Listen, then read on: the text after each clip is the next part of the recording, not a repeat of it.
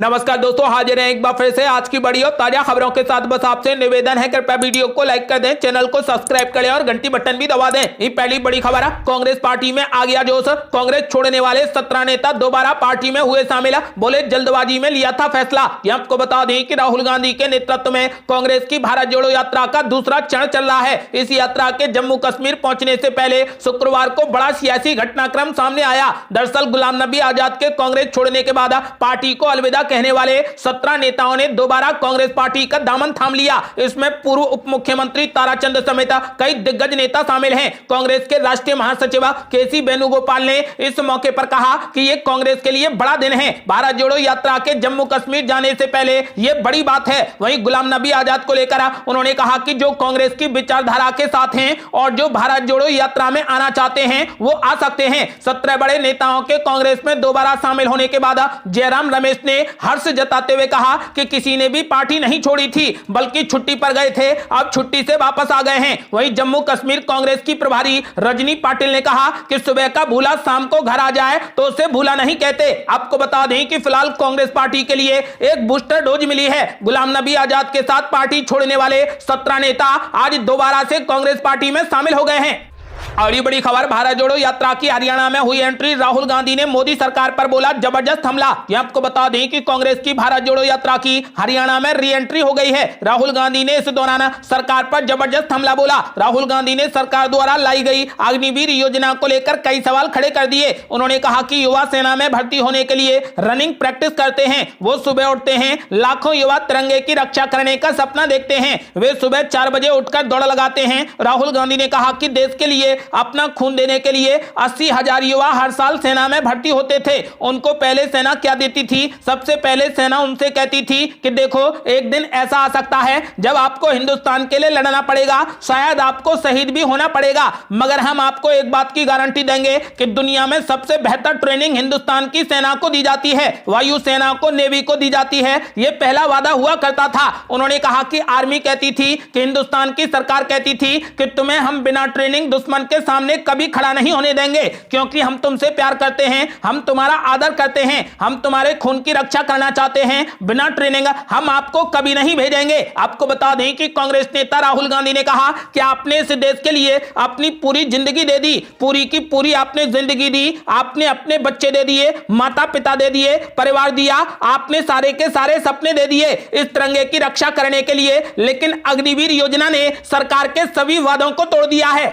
और बड़ी खबर, यूपी के सियासी शतरंज में राहुल गांधी ने चल डाली ढाई चाल, बढ़ गई समाजवादी पार्टी और बीजेपी की टेंशन। ये आपको बता दें कि शतरंज के खेल में घोड़ा भले ही वजीर की तरह हर तरफ ना चलता हो, लेकिन वो सिर्फ ढाई घर चलकर ऐसा चक्रव्यूह रच देता है जिससे निकलना आसान नहीं होता। कांग्रेस की भारत जोड़ो यात्रा की अगुवाई कर रहे राहुल गांधी के पास में यूपी में चलने के लिए बहुत ज्यादा चाल नहीं थी, लेकिन सूबे में बिछी शतरंज की बिसात पर 2.5 दिन चलकर अपनी पार्टी के लिए उम्मीद की किरण जगा गए तो सपा की राजनीतिक टेंशन भी बढ़ा गए, बीजेपी भी टेंशन में आ गई है। कांग्रेस की भारत जोड़ो यात्रा उत्तर प्रदेश से हरियाणा में प्रवेश कर गई है, लेकिन राहुल गांधी ने यूपी में 2.5 दिन गुजारकर 3 दशक के सियासी वेंटिलेटर पर पड़ी अपनी पार्टी को खड़ा कर दिया है और ऑक्सीजन दे दी है। राहुल गांधी सिर्फ 2.5 दिन के लिए ही आए, लेकिन 2024 के चुनाव के लिए एक मजबूत सियासी आधार रख गए। यूपी के लोनी बॉर्डर से लेकर कैराना तक राहुल गांधी की यात्रा में उमड़ा मुस्लिम समुदाय का जनसैलाब कांग्रेस के अंदर एक नई ऊर्जा पैदा कर गया, तो वहीं समाजवादी पार्टी को और बीजेपी को नए तरीके से सोचने के लिए मजबूर कर गया। राहुल गांधी की यात्रा को सफल बनाने के लिए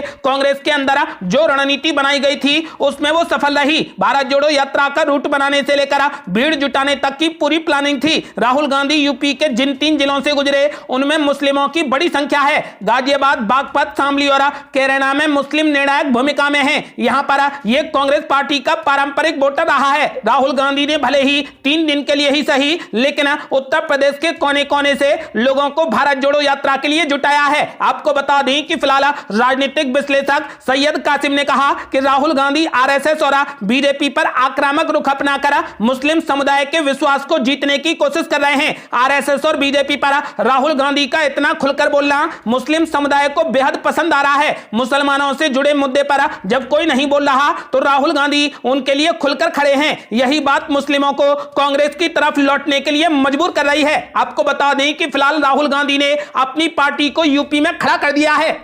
और ये बड़ी खबर, राहुल गांधी ने हरियाणा से पीएम मोदी पर बोला जबरदस्त हमला, पीएम मोदी को बताया झूठों का सरदार। ये आपको बता दें कि कांग्रेस की भारत जोड़ो यात्रा हरियाणा में अपने दूसरे चरण के पहले दिन शुक्रवार को पानीपत पहुंची। इस दौरान राहुल गांधी और पार्टी अध्यक्ष मल्लिकार्जुन खड़गे ने सभा को संबोधित किया। दोनों ने केंद्र सरकार और पीएम नरेंद्र मोदी पर जबरदस्त हमला बोला। राहुल गांधी ने कहा कि जितना धन आधे देश के पास है उतना धन केवल 100 लोगों के पास है। क्या यह न्याय है? देश में 90% मुनाफा केवल 20 कंपनियों के हाथों में है। अब 2 हिंदुस्तान बन गए हैं, एक मजदूर और किसानों का है तो दूसरा सिर्फ 200 से 300 लोगों का है। इनके पास में देश का पूरा धन है और आपके पास भी कुछ भी नहीं है। आपके पास केवल ये हवा है जिसमें आप सांस ले रहे हैं, ये एक कैंसर है। राहुल गांधी ने कहा कि प्रधानमंत्री नरेंद्र मोदी इतना झूठ बोलते हैं कि वो झूठों के सरदार बन गए हैं। उन्होंने कहा कि नोटबंदी और जीएसटी छोटे व्यापारियों को खत्म करने का हथियार था। कभी पानीपत में छोटे उद्योग थे और आज हरियाणा बेरोजगारी में चैंपियन है। साथ ही उन्होंने दावा कर दिया है कि मैं आपकी समस्याओं को लेकर पदयात्रा कर रहा हूं। आम जनता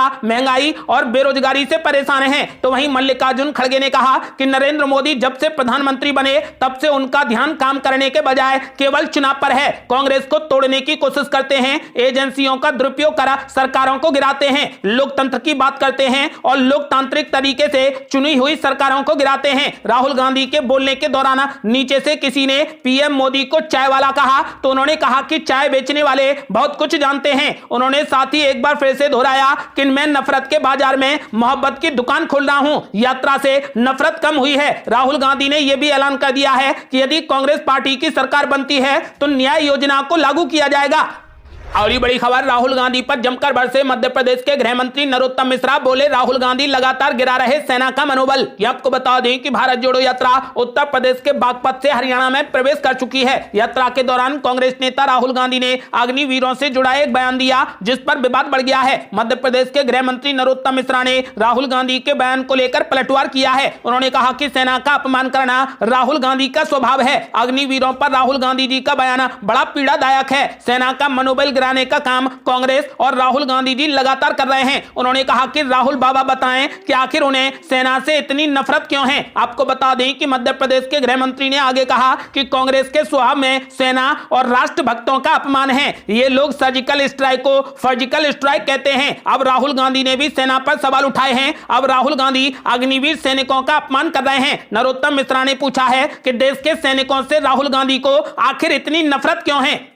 और ये बड़ी खबर, बिहार में कांग्रेस की भारत जोड़ो यात्रा को आज तीसरा दिन पदयात्रियों ने तय किया 19 किलोमीटर का सफर। ये आपको बता दें कि बिहार में भी कांग्रेस पार्टी ने भारत जोड़ो यात्रा शुरू की है। बिहार में कांग्रेस की भारत जोड़ो यात्रा को आज तीसरा दिन है। पदयात्रियों ने शुक्रवार को बांका जिले में 19 किलोमीटर का सफर तय किया। बिहार कांग्रेस प्रभारी भक्त चरण दास ने बताया कि यह यात्रा मंदार से शुरू होकर बोध गया तक करीब 1200 किलोमीटर का सफर तय करेगी। कांग्रेस की इस पदयात्रा का मकसद है कि देश में भाजपा जो नफरत फैला रही है उसे दूर कर लोगों को सही संदेश दिया जाए। उन्होंने बताया कि भारत जोड़ो यात्रा को भारी समर्थन मिल रहा है। जगह जगह लोग इसका स्वागत और सम्मान कर रहे हैं। लोगों के बीच में एक अच्छा संदेश जा रहा है। कांग्रेस प्रदेश अध्यक्ष अखिलेश प्रसाद सिंह ने बताया कि राहुल गांधी के नेतृत्व में यह भारत जोड़ो यात्रा ऐतिहासिक होगी। लोगों को भारत जोड़ो यात्रा के साथ में यह संदेश दिया जा रहा है कि आओ एकजुट होकर भारत को जोड़ें, लोकतंत्र विरोधी ताकतों की कमर तोड़ें, साथ ही भ्रष्टाचारियों से रिश्ता तोड़ें। उन्होंने कहा कि यात्रा में आम जन बड़े ही उत्साह के साथ शामिल हो रहे हैं।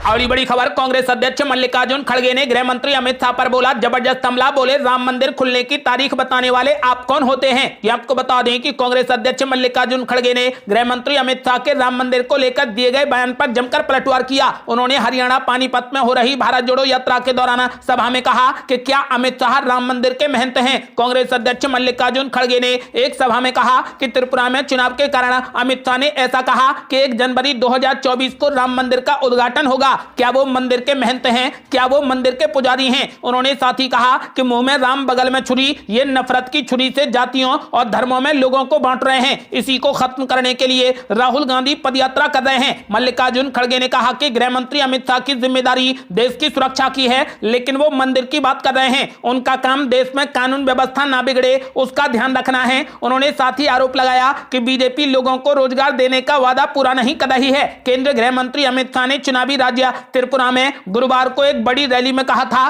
कि अगले साल 1 जनवरी तक अयोध्या में भव्य राम मंदिर बनकर तैयार हो जाएगा। कांग्रेस नेता राहुल गांधी पर हमला बोलते हुए अमित शाह ने कहा था कि राहुल बाबा सुनिए, 1 जनवरी 2024 तक भव्य राम मंदिर बनकर तैयार हो जाएगा। अब मल्लिकार्जुन खड़गे ने गृह मंत्री अमित शाह पर जबरदस्त हमला बोला। उन्होंने कहा कि राहुल गांधी की लड़ाई महंगाई के खिलाफ, बेरोजगारी के खिलाफ है, वो युवाओं के लिए रास्ते पर आकर लड़ रहे हैं। उन्होंने आरोप लगाया कि नरेंद्र मोदी जब से प्रधानमंत्री बने हैं, अमित शाह जब से गृह मंत्री बने हैं, तब से सिर्फ चुनाव के चक्कर में पड़े रहते हैं। वे दूसरे राजनीतिक दलों में तोड़फोड़ करते हैं, ईडी और दूसरी एजेंसियों का गलत दुरुपयोग कर रहे हैं। अगली बड़ी खबर, 17 नेताओं के पार्टी छोड़ने पर गुलाम नबी आजाद ने भारत जोड़ो यात्रा पर बोला बड़ा हमला। बोले उन्हें मेरा सम्मान हजम नहीं हुआ।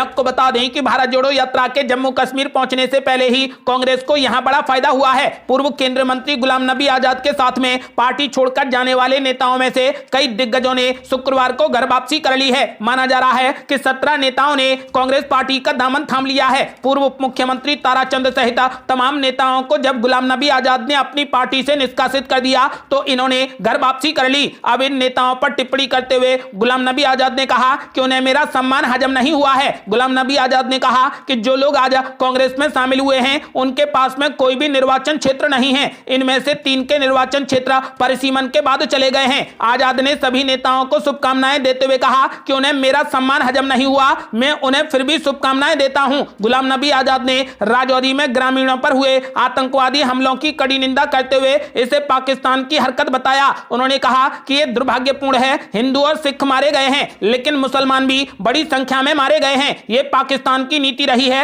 इस तरीके की हत्याओं का असर बाहर के कश्मीरियों पर पड़ता है। उन्होंने कहा कि मुझे दिल्ली में शिकायत मिलती है कि कश्मीर में कुछ घटना हुई है और अब हम डरे हुए हैं। हमें समझना चाहिए कि अगर एक हिंदू मारा जाता है तो यह हमारे लाखों छात्रों के लिए मुसीबत बन जाता है। भारत जोड़ो यात्रा पर भी गुलाम नबी आजाद ने टिप्पणी की। पत्रकारों ने जब उनसे पूछा कि क्या कश्मीर में भारत जोड़ो यात्रा सफल होगी तो उन्होंने कहा कि ये यात्रा करने वाले जानेंगे। बता दें कि कांग्रेस पार्टी के पूर्व अध्यक्ष राहुल गांधी के नेतृत्व में पार्टी कन्याकुमारी से कश्मीर तक भारत जोड़ो यात्रा निकाल रही है। ये यात्रा अब हरियाणा पहुंच चुकी है और जल्द ही जम्मू कश्मीर पहुंचेगी। और बड़ी खबर है, एमसीडी के मेयर चुनाव में जबरदस्त हंगामा हो गई महाभारत, फेंकी गई कुर्सियां, जमकर हुई हाथापाई। ये आपको बता दें कि शुक्रवार को एकीकृत दिल्ली नगर निगम के मेयर का चुनाव होना तय था, लेकिन जैसे ही पीठासीन अधिकारी ने मनोनीत सदस्यों को शपथ ग्रहण कराना शुरू किया, हंगामा शुरू हो गया। आम आदमी पार्टी नेताओं ने निर्वाचित सदस्यों से पहले मनोनीत सदस्यों को शपथ ग्रहण करने का विरोध किया। उसका आरोप है कि भाजपा नियमों में बदलाव कर मेयर पद हथियाना चाहती है। वहीं भाजपा सदस्यों को अपने अनुसार शपथ ग्रहण करने पर अड़ी थी। दोनों दलों के बीच में विवाद इतना बढ़ गया कि नेताओं के बीच में हाथापाई शुरू हो गई। इसमें दोनों दलों के कुछ नेताओं को चोटें आई हैं। मारपीट के लिए दोनों ही दलों ने एक दूसरे पर आरोप लगाया है। सदन के बाहर अंबेडकर की मूर्ति के पास में पहुंचकर भी दोनों दलों के नेताओं ने एक दूसरे के खिलाफ जमकर नारेबाजी की। दरअसल इस पूरे विवाद के पीछे मेयर पद पर कब्जा करने की कोशिश बताया जा रहा है। आम आदमी पार्टी सांसद संजय सिंह ने कहा कि भाजपा ने नियमों के खिलाफ जाकर पीठासीन अधिकारी नियुक्त किया।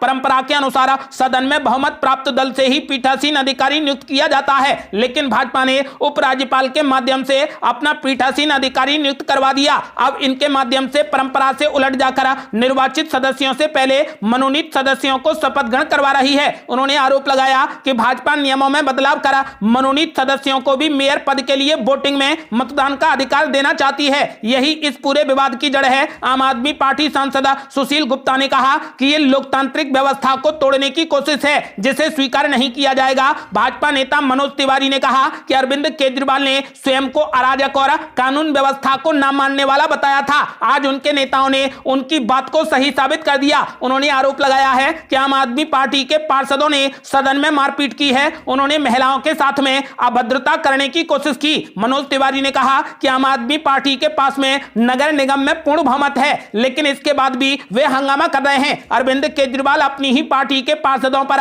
बिकने का आरोप लगा रहे हैं। शायद उन्हें पता नहीं है कि उनके पार्षद उनके साथ नहीं हैं। यही कारण है कि वे हंगामा कर मेयर चुनाव में बाधा डालना चाहते हैं। और ये बड़ी खबर, जगदानंद सिंह ने कर दिया बड़ा ऐलान, बोले लालू प्रसाद यादव के आशीर्वाद से देवगौड़ा और गुजराल बने प्रधानमंत्री, अब नीतीश कुमार की बारी है। ये आपको बता दें कि राष्ट्रीय जनता दल के बिहार प्रदेश अध्यक्ष जगदानंद सिंह ने बड़ी भविष्यवाणी कर दी है कि मुख्यमंत्री नीतीश कुमार देश के प्रधानमंत्री बनेंगे। उन्होंने दावा किया कि लालू प्रसाद यादव के आशीर्वाद से ही इससे पहले एचडी देवगौड़ा और इंद्र कुमार गुजराल भारत के प्रधानमंत्री बने थे और अब उन्होंने नीतीश कुमार को आशीर्वाद दे दिया है, इसीलिए नीतीश कुमार निश्चित रूप से प्रधानमंत्री बनेंगे। शुक्रवार को पटना में पत्रकारों से बातचीत में जगदानंद सिंह ने कहा कि नीतीश कुमार को लालू यादव का आशीर्वाद मिला है, इसीलिए वे निश्चित रूप से अब प्रधानमंत्री बनेंगे। उन्होंने कहा कि देवगौड़ा और गुजराल भी लालू यादव के आशीर्वाद से ही प्रधानमंत्री बन पाए थे। लालू यादव का आशीर्वाद नीतीश कुमार के साथ है, इसीलिए वो अपने मिशन में अवश्य कामयाब होंगे।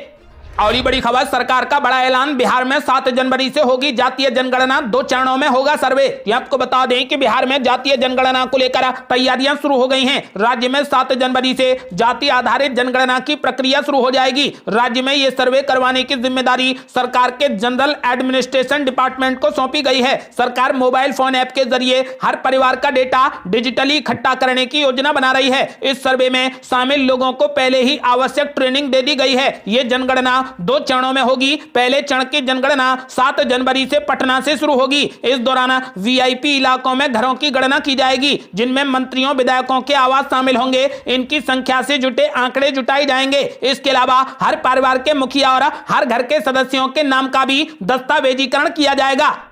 और ये बड़ी खबर, मुफ्त राशन और आवास के बाद अब फ्री डिश टीवी भी देगी मोदी सरकार, केंद्र कैबिनेट ने दी मंजूरी। ये आपको बता दें कि केंद्र सरकार के द्वारा लोगों को रहने के लिए घर और खाने के लिए राशन तो दिया ही जाता है, लेकिन अब सरकार ने फैसला किया है कि लोगों के मनोरंजन के लिए डिश टीवी भी दी जाएगी। इसके लिए योजना तैयार कर ली गई है, जिस पर की करीब 2539 करोड़ रुपए खर्च किए जाएंगे। आपको बता दें कि दूरदर्शन और ऑल इंडिया रेडियो की स्थिति में सुधार लाने की दिशा में सरकार ने इस योजना को लॉन्च किया है। केंद्र सरकार की इस योजना से लोगों को फ्री में डिश टीवी दी जाएगी। लोग बिना किसी खर्च के अपने मनपसंद चैनल देख पाएंगे, जो कि इस प्लेटफॉर्म पर उपलब्ध होंगे। केंद्र सरकार ने दूरदर्शन और ऑल इंडिया रेडियो की स्थिति में सुधार लाने के लिए यह पहल की है। इसमें कुल 2539 करोड़ रुपए का खर्चा आएगा। इसे broadcasting infrastructure and network development का नाम दिया गया है। प्रधानमंत्री नरेंद्र मोदी की अध्यक्षता में केंद्र कैबिनेट ने इसे मंजूरी भी दे दी है। और ये बड़ी खबर, देश में पड़ रही कड़ाके की ठंड, जानिए अपने शहर का मौसम। ये आपको बता दें कि अगले 24 घंटों के दौरान पंजाब से बिहार, हरियाणा, दिल्ली और उत्तर प्रदेश में गंगा के मैदानी इलाकों में कुछ स्थानों पर बहुत घना कोहरा और कई स्थानों पर घना कोहरा संभव है। उत्तर और पूर्वी राजस्थान और मध्य प्रदेश के उत्तरी भागों में मध्यम कोहरा संभव है। पंजाब, राजस्थान, हरियाणा, पश्चिमी उत्तर प्रदेश के कुछ हिस्सों में शीतलहर की स्थिति देखी जाएगी। तेलंगाना, तटीय आंध्र प्रदेश और अंडमान और निकोबार द्वीप समूह पर हल्की बारिश संभव है। ये थी अब तक की बेहद बड़ी खबरें। आपका क्या मानना है? क्या कांग्रेस पार्टी 2024 का चुनाव जीत पाएगी? क्या प्रधानमंत्री नरेंद्र मोदी को राहुल गांधी कड़ी टक्कर दे पाएंगे? क्या राहुल गांधी प्रधानमंत्री बन पाएंगे? अपनी राय हमें वीडियो लाइक कर कमेंट बॉक्स में जरूर दें। ऐसी ही ताजा और न्यू अपडेट जानने के लिए हमारे चैनल को लाल बटन दबाकर सब्सक्राइब करें और घंटी बटन भी दबा दें। जल्दी मिलते हैं बड़ी अपडेट के साथ, तब तक के लिए जय हिंद, जय भारत।